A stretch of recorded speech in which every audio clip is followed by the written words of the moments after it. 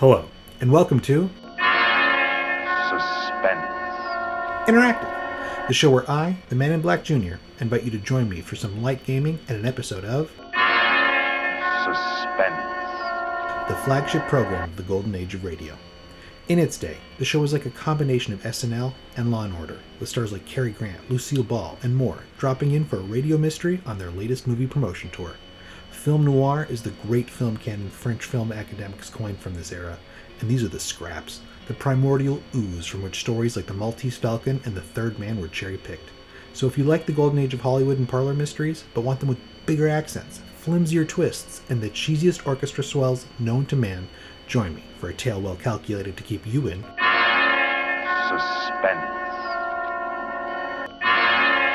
Suspense. debuted on July 17th, 1942.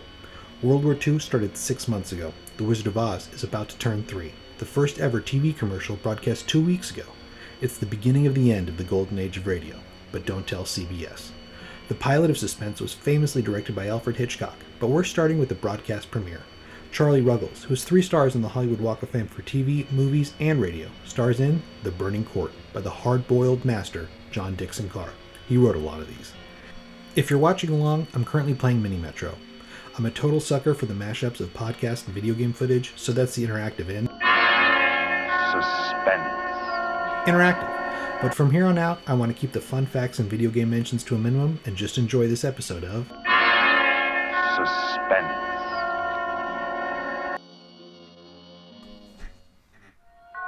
Here we go. The Columbia Network takes pleasure in bringing you Suspense. Don't worry, they're leaving themselves room to build.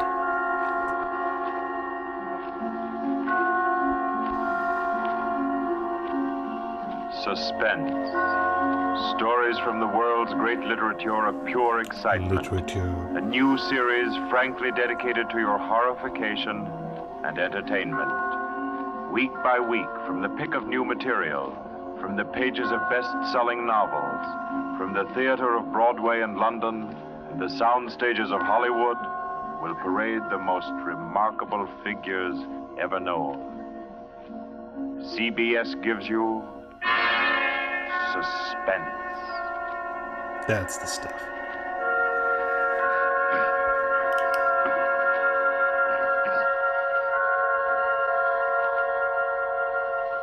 Tonight's presentation is one of the finest of the contemporary stories of mystery and terror. John Dixon Carr's famous novel, The Burning Court.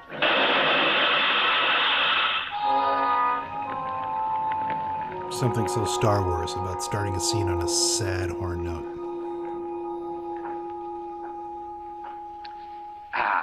A glass of sherry by the fireside of a beautiful suburban home. It's always sherry. What could be more comforting? You're an admirable host, Mr. Depart, and it's really a shame our first meeting is under such a cloud. It's also a shame I have so little time to tell you which one of your guests here murdered your uncle last week. Let's go! Now, let's see now. I believe we're all here. Your wife, your friend, Mr. Stevens, Captain Brennan. Yes, and incidentally yourself. Just who did you say you were? Well, no wonder you've had so much difficulty with the case, Captain. My name is Cross, Godin Cross, the writer. Oh, good, a writer. That'll clear things up. As a matter of fact, it's because of my just completed book, Poisoning Throughout the Ages, that I happen to be here now. Oh, no, a true and crime Ken Stevens writer. there happens to be a member of the firm which publishes my work. I'd never seen him until tonight, but I've been told what happened. This afternoon, he began reading my manuscript for the first time, on the train. The commuter's train, which every afternoon deposits him safely and soundly here in Crispin. I imagine he was halfway home by the time he finished the first chapter. You know a lot about your publisher. Then he turned a page. Attached to the following leaf was a picture. And looking at it, the young man stiffened suddenly. Oh no, stiffened? And all but cried out his shock. It was a picture of a young woman, and under it had been printed, famous poisoner Marie Dobré, 1676. Top 5 all-time Ted poisoning. Stevens was looking at a picture of his own wife. Dun, dun, dun. I'm just glad he's stiffing to his own wife. Imagine his 25-year-old wife in 17th century costume. Time The traveler. face, the features, even a wistfulness of expression were identical. Even the name. Dobré was his wife's maiden name. Immortal? No, that was ridiculous. This woman in the picture was, well, one of his wife's ancestors. Yes, that was it. Simply an amazing family resemblance. Marie would be waiting for him at the station, and he'd have to tell her about it. He wondered why, however, she'd never told him about. Oh, well, but you don't discuss such an ancestor, do you? I don't know, you were a Ted true Stevens crime glanced publisher. down at the chapter to which the picture had been attached. It was entitled, The Affair of the Non-Dead Woman. Could be worse. Hello, Ted. Stevens was almost jolted from his seat. It was Dr. Weldon, professor of English at the college, an old friend of his. Quickly, he thrust the picture beneath the manuscript and moved over. Hi, I didn't see you, Doc. Oh, here, have a seat. Oh, I thought maybe you were giving me the, what do they call it?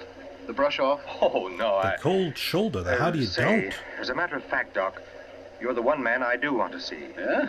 Very flattering. Remember those discussions we used to have about murders? Better than bridge anytime. Well, I got the idea that you'd made sort of a hobby out of the old cases, the historical ones.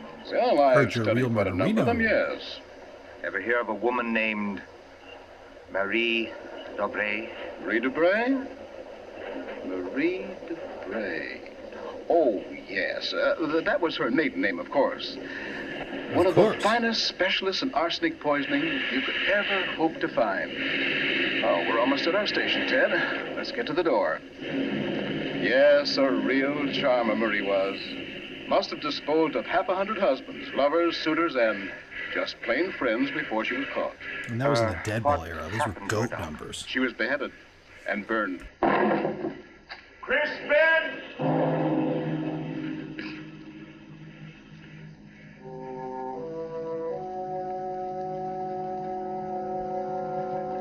Oh, absurd, laughable. Ted Stevens kept saying this to himself, and yet what he knew was a foolish dread followed him straight through the small suburban station and clung to him as he reached the street. And there in the roadster was Marie, leaning toward him a little to hold the door open and smiling at him. Oh, Ted, what on earth are you staring at? That street light shining on your hair, I like that. Oh my you're God, that's tight. creepy. Come on, get in the car.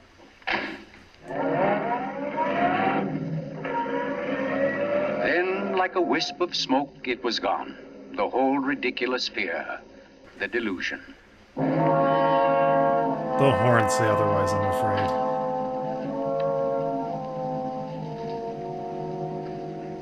When at home, Marie brought the cocktails into the living room. Wow. No The logs hesitation. were burning Straight for the brightly in the cocktails. fireplace, throwing a soft, dancing glow upon a room that was darkening with dusk. To you, Marie. And to you, dear. I need to toast my girlfriend more often. As Stevens placed his glass down, he noticed the manuscript of my book.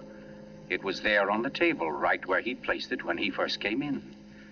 Deliberately, he turned from it, and then turned back. The manuscript had been moved. Only an inch or so, but it had been moved. Keeping his back to his wife, he thumbed through that early chapter and discovered, just as he knew he would, that the photograph was gone. For a long moment, he thought of what to do. Then slowly, he turned around. This book by Cross I brought home. Yes? There was a story of a poisoner in it. Rather funny. Her name happens to be the same as yours. Oh, your maiden name, that is. Oh, that is odd, isn't it? Darling, was she a relative of yours? Why, Ted, you're serious. In a way, yes. Oh, I don't mean it's really important. It's just that, well, when you run across a person who's a dead ringer for your own wife and who lived 300 years ago and was a top-flight poisoner, well, you like to hear about it, that's all. What on earth are you talking about? Darling, be honest with me. Didn't you look at this manuscript when I was out of the room? No, No. You didn't take out a picture of a poisoner named Marie Debray? I most certainly did not. Oh, Ted, what is this all about? What are you getting at? Well, just this. Somebody took that picture out of that manuscript since I'd been home. Now, who's that? Well, I'll take a look. Wait, I don't feel like... Why, it's Mark Depard. Mark? Ted, wait a second. Yes? Ted, whatever it is he wants, promise you won't do it. Promise I won't do I it? mean, promise you won't get yourself involved. Please, Ted, Please. don't go out tonight. Say, what in the world is... Well, anyway, we can't let him stay outside. I love Marie. Marie's innocent. I'm deciding right now. Mark, how are you? Come on in. Thanks, Ted. Just thinking about giving you a call later. Oh, let me have your hat. Oh, thanks. Marie, I hope you'll excuse me for popping in like this, but, well, I wanted to talk to Ted. It's rather important. Oh, I don't mind at all. Come on, Mark, we'll step into the library. Do you mind, dear? Of course not, Ted. I'll be making the sandwiches for her. Oh, grab that chair in the corner, Mark. Sandwiches. First cocktails, Let's now hear it. sandwiches. What's the trouble? Ted, my Uncle Miles was murdered. Murdered? Oh, the talk hasn't reached you yet, but it's already started. Nothing definite, of course, just that there was something wrong about Uncle Miles' death. But I don't... Mark, are you sure of this? You know he was murdered? I don't know. Of course I don't. I just don't see how it could be any other way. Uncle Miles, you know, had been sick for quite a while, but last Saturday he seemed so much better that Miss Corbett, that was his nurse, decided to take the day off. And, oh, you know all this. You and Marie were over that afternoon. You wearing a wire? Anyway, Lucy and I went to the club that night, to that masquerade party, and we left the old boy completely He alone. didn't bring Grandpa to the Eyes Wide I've Shut cursed orgy? myself 1,000 times since. But what about your housekeeper, Mrs., what's her name? Henderson. Wasn't she around? Oh, sure. In that little house out in back. We told her to look in now and then, but, well, that wasn't good enough. It was after midnight when Lucy and I got back. Uncle Miles was dying. Ted, it looked exactly like one of his regular attacks, but then later, after he was gone, I happened to glance under the chest of drawers in his room. There was a small silver cup under there, almost drained, and Uncle Miles' cat. The cat was still warm, Promising? but quite dead. Oh. Boo! I managed to get the cat out of the house and buried without anyone seeing me. That's not suspicious. Next day, I had the contents of the cup analyzed. You're an English It professor. was poison? Yes. Arsenic. Well, what do you want me to do? Help me open the crypt. What? I want to have a private autopsy performed. Help me get Uncle Miles' body out of that vault. Oh, I know it's a tough job. The thing is sealed solid, but we can do it. You mean without the police knowing about it? Without anybody knowing about it. Mrs. Henderson's visiting her sister, and I managed to send Lucy over to the club. You must be crazy. I told you I'd bury Playing a with body, dynamite, not Mark. steal one. This is something you've got to tell the police now. I can't take that chance. But they'll have to know sometime. You're only I've delaying got to know first, I tell you. You don't understand, Ted. Nope. There was somebody in Uncle Miles' room that night, handing him something in a silver cup. Mrs. Henderson was on the porch by the window. She saw her. She saw her? Ted, she thinks it was my wife. Oh, Oh. Lucy. It doesn't He's just mean so anything relieved to it's Mrs. not his Henderson yet, time-traveling wife. because she doesn't suspect anything. But, well, Ted, you've got to see why I've got to be sure. Why I've got to know how Uncle Miles died.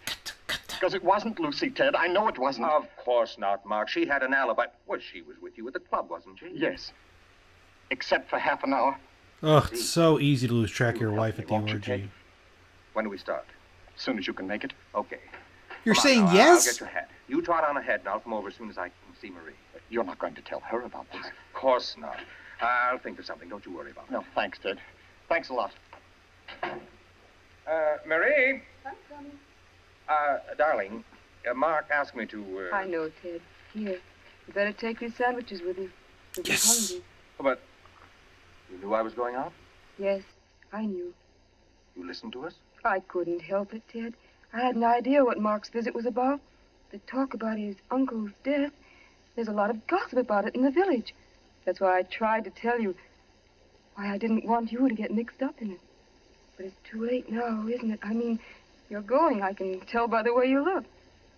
Ted, wait a second. There's just one thing I want to tell you before you leave.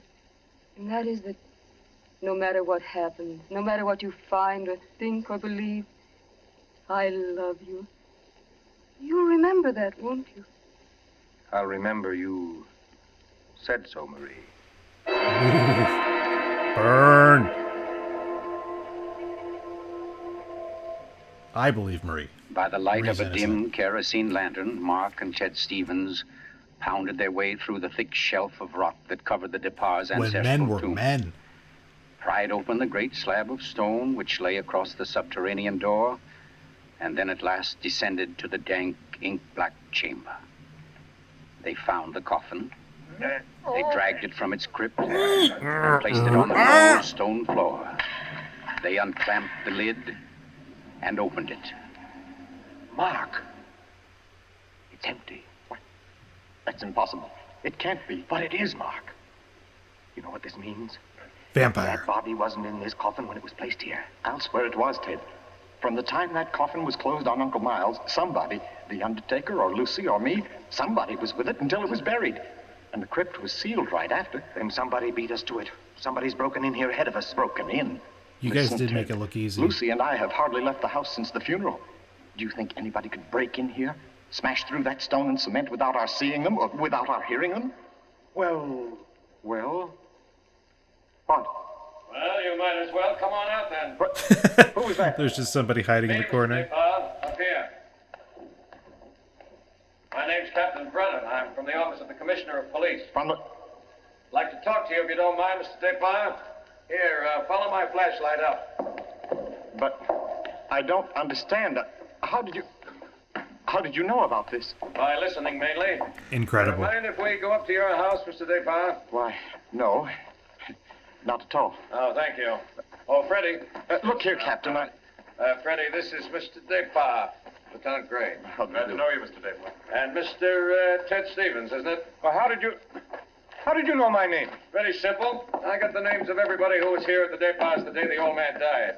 You and your wife were included. Oh, here we are. But I don't... Captain, who gave you those names? Why, your housekeeper, of course. Mrs. Not so Henderson? stupid after You all. didn't think Mrs. Henderson saw the dead cat, did you, Mr. Depar? But she did. She also saw you bury it. And we've been interested in the case ever since.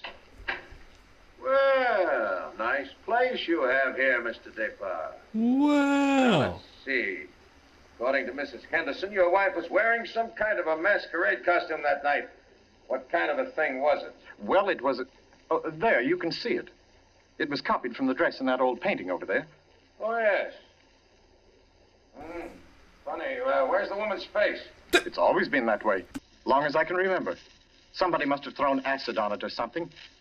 Can't blame them much. She was Very a poisoner. chill. A poisoner? Yes. The story goes that one of my ancestors was responsible for her execution. Marie Dobray, her name was. Oh, yes, I've read about her. Learned all her poison tricks from one of her lovers, guy by the name of Godin Saint Croix. You guys know so much about poisoners. We cops read now and then. Did you say Read? That's French. We call it cross. Absolutely no limit to a cop's education, is there? Okay, buddy. But to get back to your wife, Mr. Depar, she was dressed like the famous Marie. Now, when Mrs. Henderson looked through that window... Just a minute, Captain.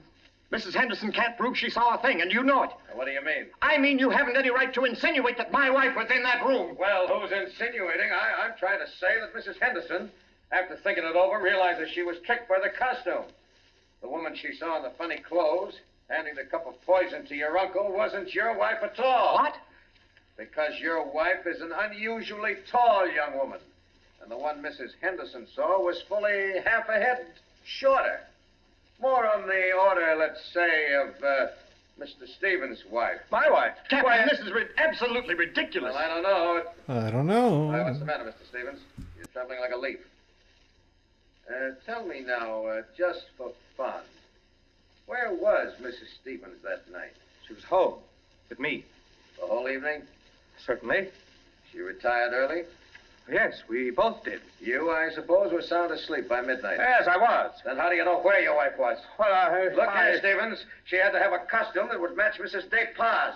How did she manage that? Where did she get it? Well, she never had one. She never had a dress like that. And what about our motive? Why did she poison him? I don't know. Not for money, certainly. Then what was it? Hate? Did she hate Miles Depard? Yes, she did. No. Oops. No, I don't know. I don't know, I tell you. Brown? Yes, but... Wow, you just completely folded, didn't you? Depard, the nurse, all right. That Mrs. Stevens, couldn't reach her. Her phone won't answer. Okay, have her picked up. I'm going home. Stevens, come back here. I'm going to get my wife. Want me to stop him, Brennan? No, go. Stop.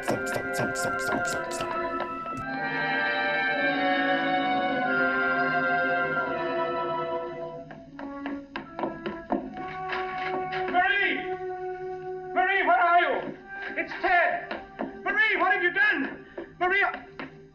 Oh, Good evening. who are you? My name is Cross. Godin Cross. Cross. Where's my wife? What have you done to her? You fiend, what have you done to my wife? Why, nothing at all, young man. Here, sit down. You're lying. Something's happened to her. The police just phoned. There wasn't an answer. Why are you here? Why am I here? Well, because your wife, reading my chapter on the Dobrays, realized I knew more about the family than even she did. Because she found my phone number on the front cover of the manuscript. And because I know an exceptional case when I hear one. Does that answer your question? No, and you know it doesn't. Can't you see I've got to know whether... Yeah, I see. Whether your wife is that Marie Dobray, who was burnt by order of the High Tribunal for all poison cases, the burning court of France, witchcraft, black magic, the world across the threshold. You're quite sure, no doubt, also, that I'm Godin St. Croix, who first wooed her. No, my boy. No, my real name happens to be, of all things, Tom Simpson.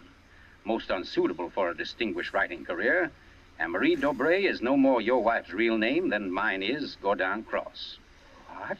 Your esteemed wife was an adopted child, Mr. Stevens, adopted by people in What? Canada named Dobray, remote members of the real family of poisoners. And she just happens to look like Can't them? believe it. Oh, why didn't she tell me? Why? Because until I told her half an hour ago, she didn't know it herself. You see, in the course of my research on the family, I found out about it. And in the course of talking with your wife, I found out something else. How for years she was haunted by the fear that she might be a poisoner by inheritance. That's not a thing. And you can see, can't you, why she never talked about it? Her past to you? Yes. Don't And agree yet, with Mr. him? Stevens, you had all but made her forget that past. You. And that's why she was willing to lie, to steal a picture, do anything, in order to hold you to her. Yes, I see that now. You You know, do? young man, I rather think she loves you. But as you will see, though, she comes only when I call her. What? Mrs. Stevens. Oh, he is a You vampire. mean she's... Yes, Mr. Cross. Marie, it's you. You're all right? Oh, yes, dear. We're both all right now, and nothing can change it, ever. Marie, listen. Don't say Marie, dear. Say Maggie. Maggie. Oh, that's my name, my real name. Maggie McTavish. And it's a lovely name, dear. Maggie The most beautiful, McTavish. gorgeous, clever. Darling, please. You don't understand. The police, they think you had something to do with Miles' death. They think I did. So, now, Mr. Stevens, before we go back to the Departs, don't you think you'd better tell me everything that's been said and done up to date? Having just saved your wife's soul from the burning court, Title now I'll alert. wrest her body from the electric chair.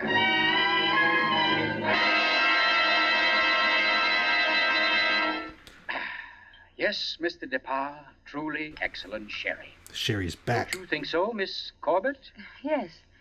Yes, it's very nice. Well, that, ladies and gentlemen, is how I happen to be here. So let us consider first that supernatural hocus pocus in the crypt. That body that walked out of the sealed tomb.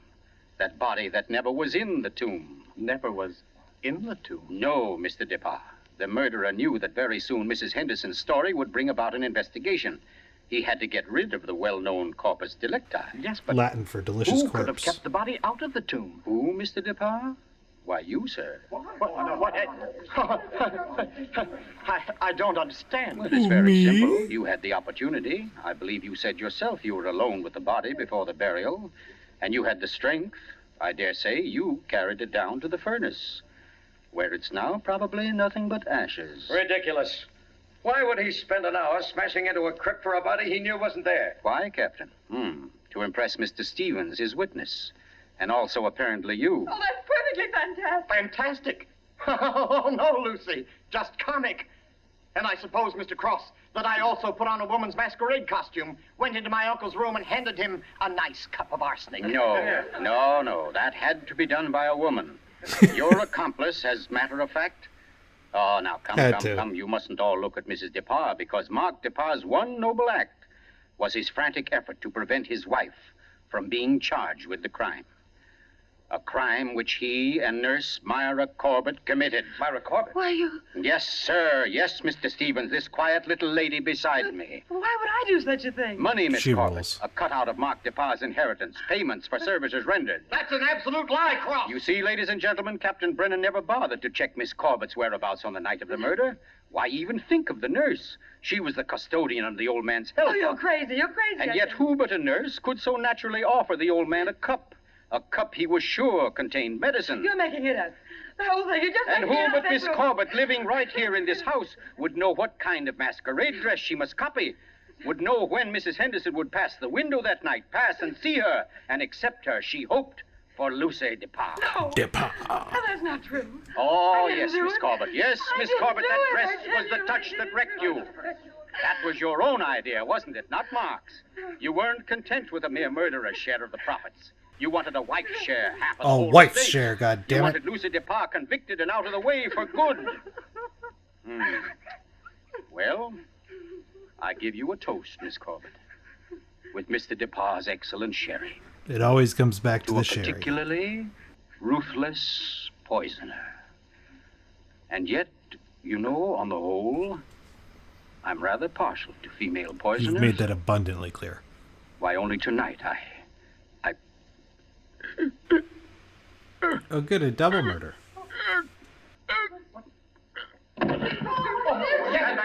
let me get to him. Mr. Cook, what's the matter, Brennan? This man's dead. Dead? And from cyanide, if I know anything. Cyanide from that glass of sherry. Cyanide that a nurse could get quite easily. That glass was right beside you, Miss Corbett, and nobody else was near it.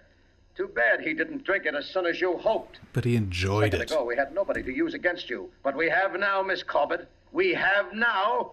And I arrest you for the murder of Gordon Cross.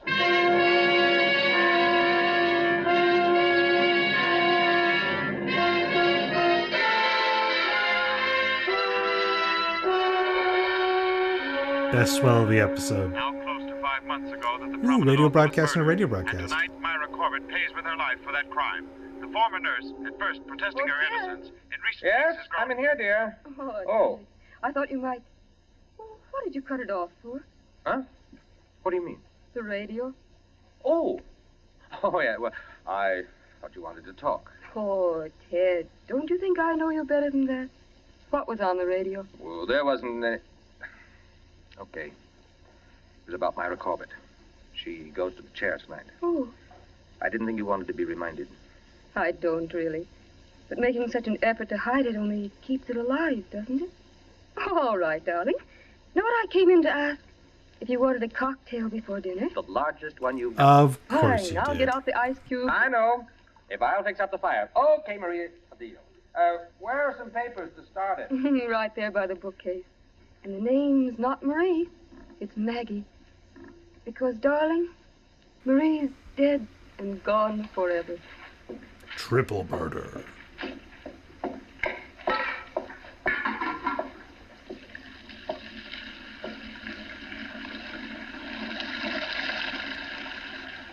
Oh, no, Marie. What is We're happening? never dead. Neither of us. It was your hand that touched that glass. It's me. I know that now. From the other side And of I the could return the fan. favor.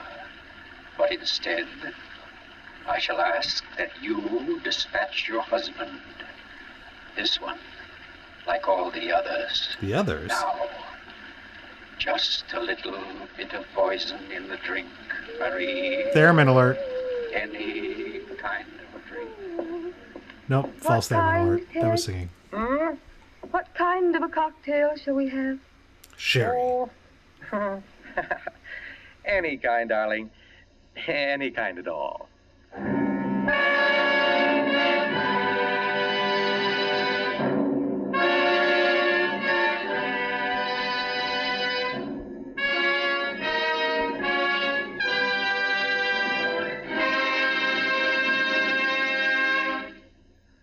You've just heard The Burning Court from John Dixon. Wait, why was it called The Burning Court? The first in Columbia's Like a new witch series burning? of outstanding classics and chills by world-famous authors.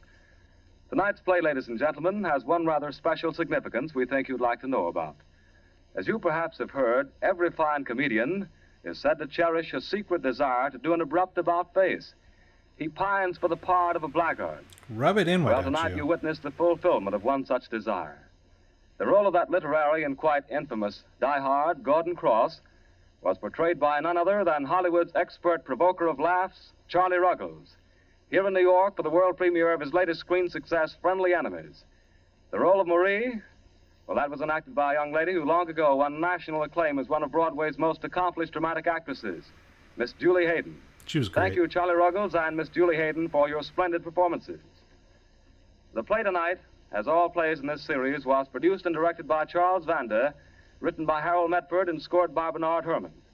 Next week, we bring you an intensely exciting and moving drama, The Life of Nellie James. This is the Columbia Broadcasting System. So yeah, that was Suspense. a lot of twists and turns, a lot of big accents, a lot of big orchestra swells, a whole lot of nonsense. Hope you had a lot of fun, and hope you join me next time for Suspense. Interactive.